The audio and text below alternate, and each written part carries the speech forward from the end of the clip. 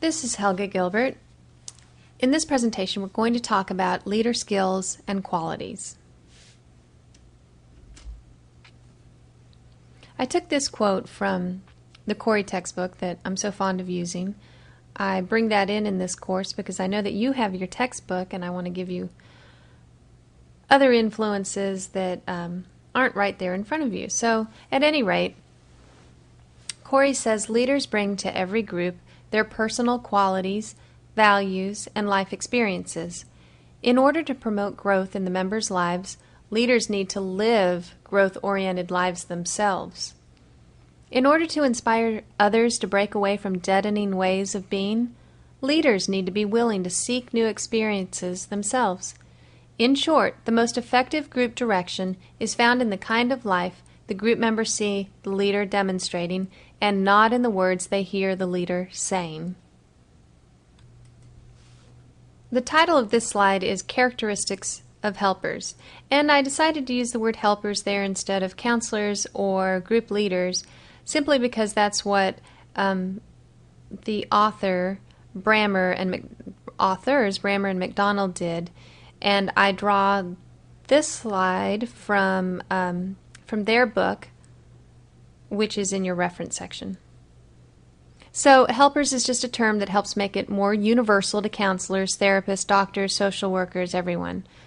Basically, it's a therapeutic person. Actually, the book is called A Helping Relationship. I see it now. So, what are the characteristics of a good helper? What do you need to possess or develop in yourself to do this type of work?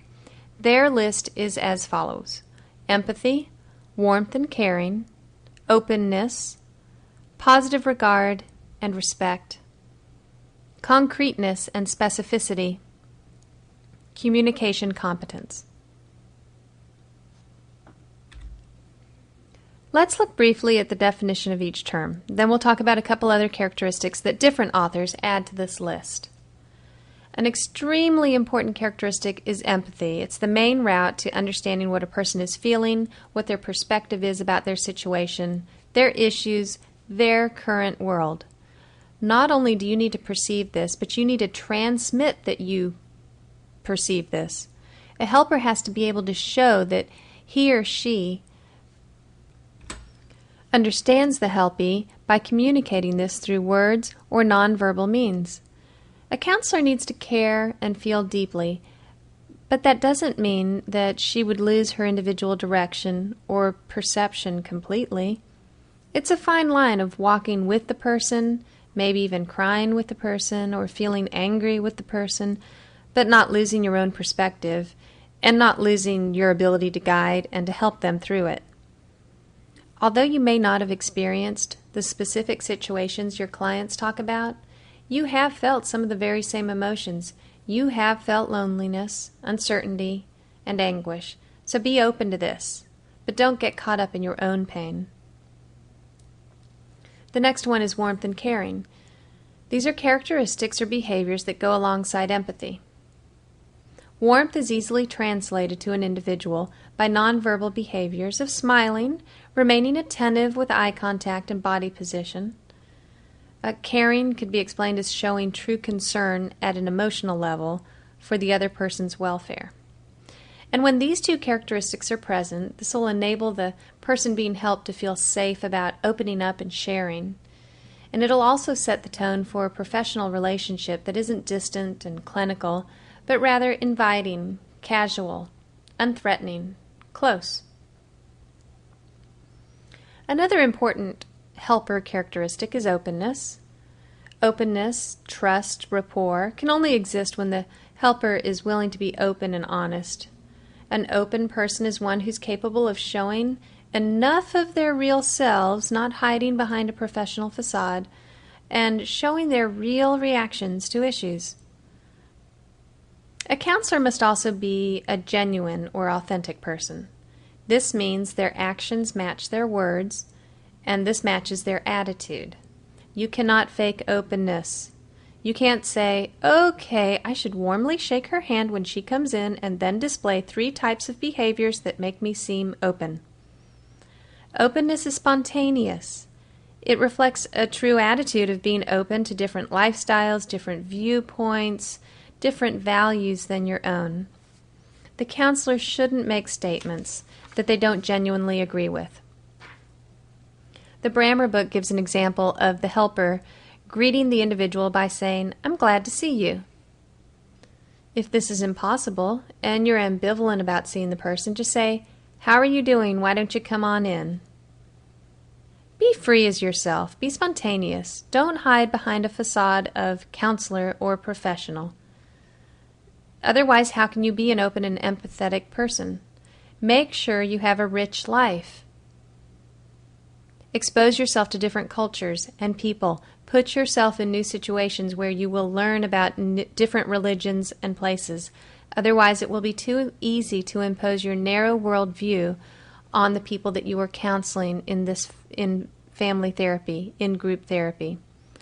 An individual who has led a very sheltered life may not be ready to understand the clients that they work with. Another characteristic that you need to have is positive regard and respect. This is achieved again by having words match nonverbal expressions of concern, warmth, and acceptance. Your tone of voice, your attentiveness. It would be difficult, if not impossible, to be an effective helper if you didn't have a general interest in the welfare of others. Not that you will come to care deeply for everyone that you work with, but you should strive to care about them. You should approach your work with a basic stance that individuals have value and deserve respect. The next one that Brammer covers is concreteness and specificity. Concreteness means that you facilitate the process of counseling by teaching and using very concrete language. When I grade papers, for example, I will always comment on writing that is vague and confusing and too ornate and too complicated. I will always comment on unnecessary verbiage. I don't even like the word verbiage. The best writing is simple and specific. Students who write simply or specifically are the ones who really understand the material. The other ones are just trying to throw something out there to fill up the space, fill up the writing requirement. The same's true when we communicate about stressful situations and emotions. The helper can ask the client to say, "I think," or "I feel," instead of, "Well, people say," or "Well, it seems like." It's much more specific to say, "I think," or "I feel." For example, the client may say, "People say that lots of couples get divorced after something like this happens, so I don't know, we'll just have to see and make it through, and I don't know really." But as a helper, you can push a person to be clear and concrete about their feelings. That statement could turn into, "I feel like my wife isn't going to want to be married to me now that I can't walk. I don't know what to do, and I'm scared to death." Much more concrete, much more in touch with their feelings and emotions. Over time, without interrupting the individual so much that they quit being spontaneous, you would help them learn how to make these I statements. You could also ask them to focus in on feelings and emotions by keeping the exchanges in the here and now. For example, "What do you feel about that today?" Or, "How does hearing him say that make you feel right this moment?" And the last one I'll take from Brammer is communication competence. It flows from concreteness and specificity. The counselor who's able to clarify situations by restating what the client's told him, who's able to reframe a situation or provide better words for describing the client's vague language and vague thought process, is going to be a more helpful counselor. Let's look at some personal characteristics from Corey and Corey. They throw in there courage. Courage is an important characteristic. You have to be willing to do what you're challenging others to do. Join in, make mistakes, own up to your imperfections, try to grow, examine your life, be honest with yourself, admit to the group that you have conflicts yourself, and be willing also to confront group members. Be willing to model. Teach by example. It's often talked about that you need to set group norms for behavior as a group counselor. And we're going to talk about this as part of the group process lecture too. But you need to be open. You need to have seriousness of purpose, acceptance of others, desirability of taking risks. When your clients see you doing this, they will realize that they can do it too, and that it is appropriate to do it in that situation. Another one from Corey and Corey is emotional presence. You're willing to really be there emotionally and feel pain, but again, not to the point of over-identifying. You are paying close attention to what people are telling you. Another personal characteristic is a belief in the process. You believe that what you are doing is therapeutic. And this is whether it's a group setting or an individual counseling setting or a family counseling setting. And finally, culture and multicultural awareness and awareness of your own culture. Understanding that you are a product of your own culture and how your values and your perceptions, your communication styles, gender roles, all of that is very influenced by your culture. And so then it'll help you understand how other people are similarly products of their own culture. And you'll develop an appreciation of the impact of cultural diversity on your work. Again, these characteristics are basic requirements to being a good therapist for groups and families. With dedication and insight and desire, you can develop these characteristics in yourself. Maybe they're kind of lying dormant, or maybe they're underdeveloped. But it is also very okay to recognize that you don't have what it takes, and you are not ever going to have everything it takes to be a counselor. Obviously, many of these characteristics are beneficial in being a good rehabilitation counselor, and that's why I've taken time in this lecture to review them. Let's keep going with a few more personal characteristics. These are found in Corey. Defensiveness and non-defensiveness in coping with attacks from the people that you are helping, perhaps from the group or in a family counseling situation. You should not be overly sensitive to getting negative feedback about your role as a leader or a counselor. You need to understand that people may be projecting their feelings of anger or helplessness onto you because you're kind of a safe person to do it with. So you can most benefit them by modeling a non-aggressive way of responding to those attacks. Don't be insecure about it. Another one is personal power. Bring confidence and charisma to the setting. Being powerful means accepting your personal weaknesses, not hiding them, and protecting them from being revealed. When you're hiding things about yourself, it's going to come through and you're not going to be fully present. Group leaders and family therapists need to have a lot of stamina. It takes a lot of energy and enthusiasm to motivate and lead a group. Self-awareness. Self-awareness of your identity, your values, your feelings, problems, motivations. Understand why you do what you do, why you choose the work you do. Be willing to uncover the dark corners so that they don't create unconscious tension between you and your clients.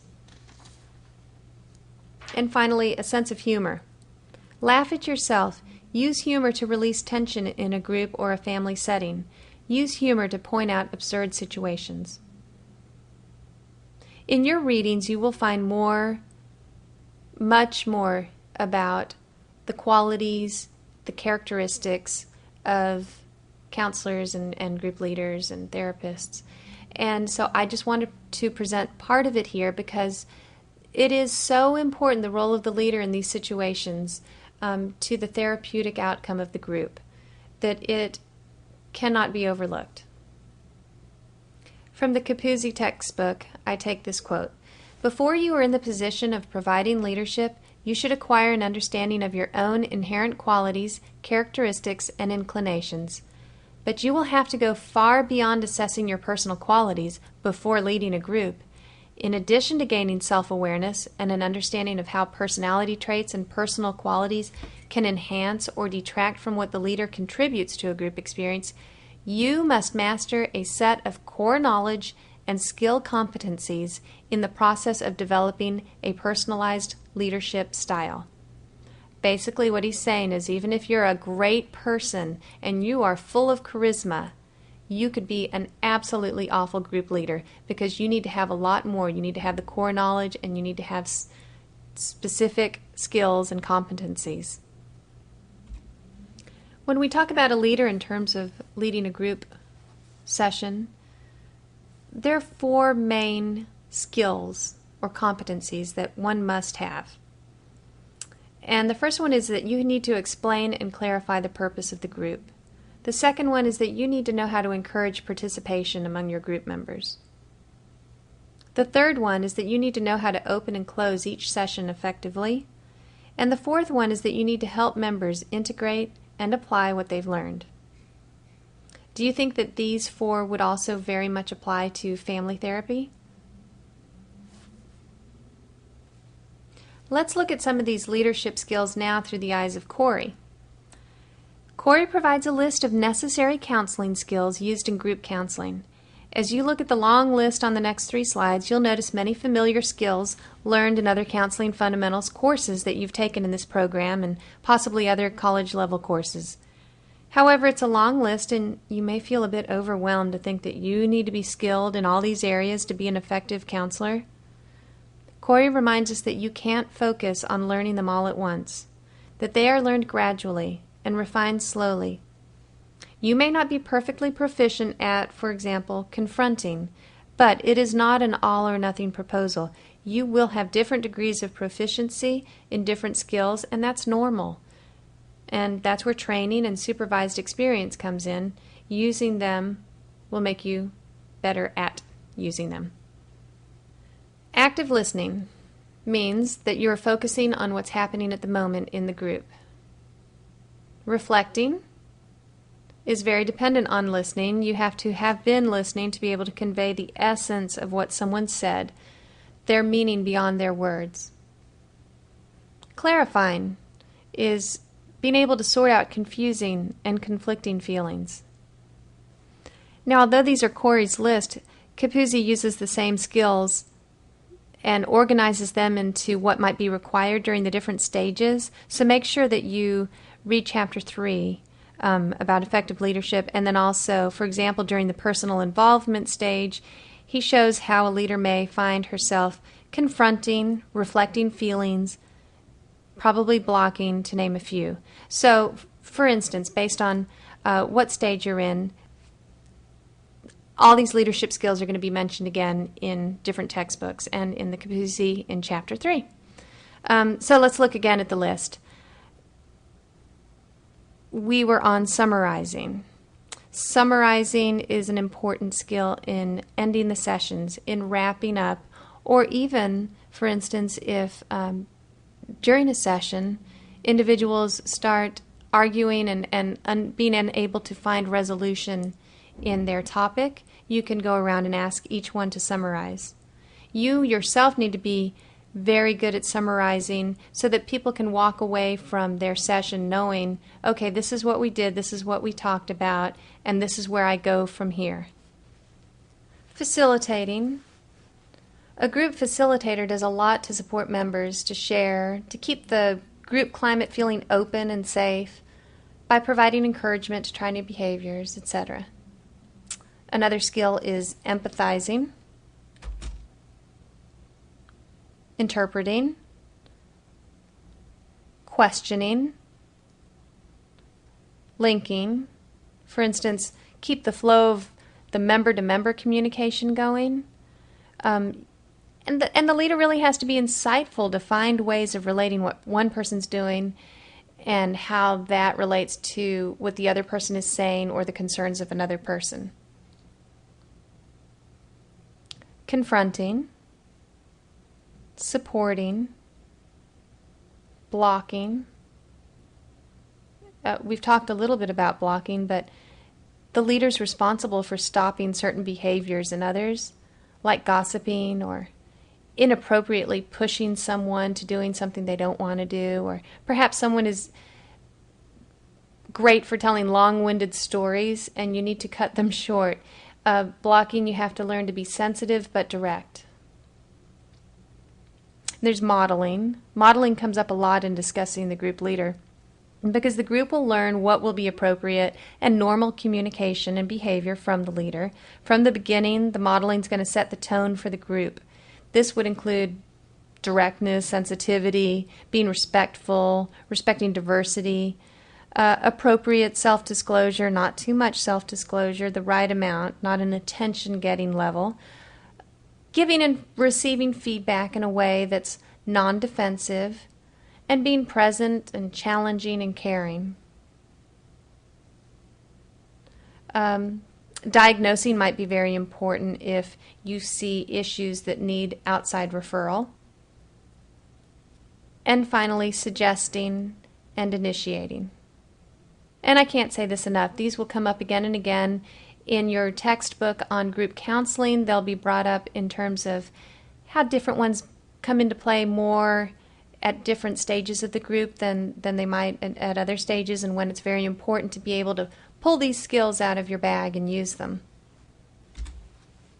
I've said before I hate to outline your textbook for you, but I've kind of done that a little bit here because I want to pull out just the most important nuggets.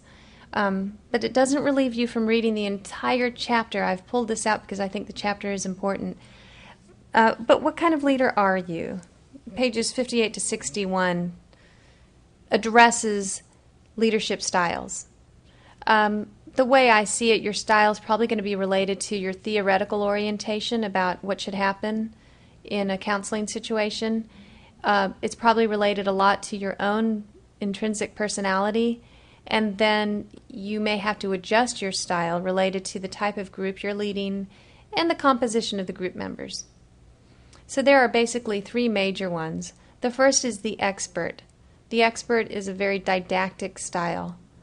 The leader is the authority in the group, like the teacher.